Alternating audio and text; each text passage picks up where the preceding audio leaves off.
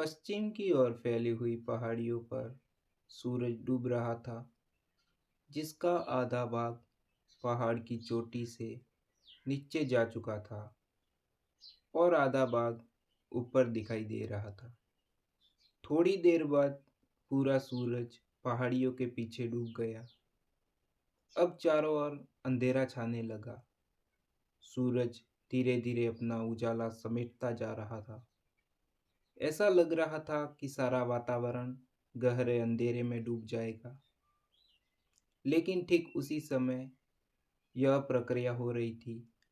आसमान के दूसरी ओर एक रोशनी प्रकट होना शुरू हुई।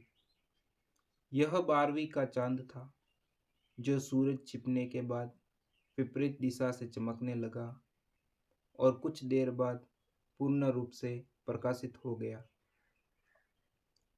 सूरज की रोशनी खत्म हुए ज़्यादा देर न हुई थी कि वातावरण में एक नई रोशनी छा गई।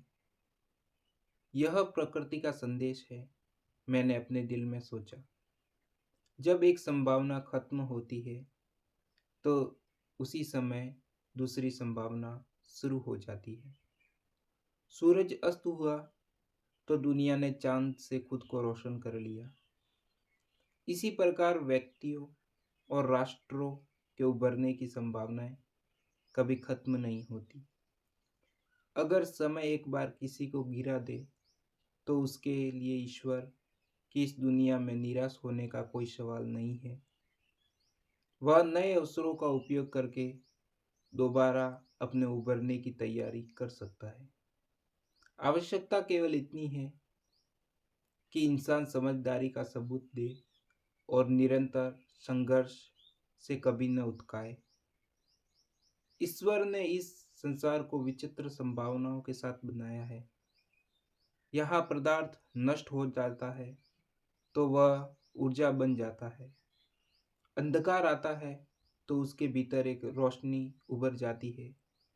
एक मकान गिरता है तो वह दूसरा मकान बनाने के लिए जमीन खाली कर देता है। इंसानी जीवन की घटनाओं का भी यही हाल है।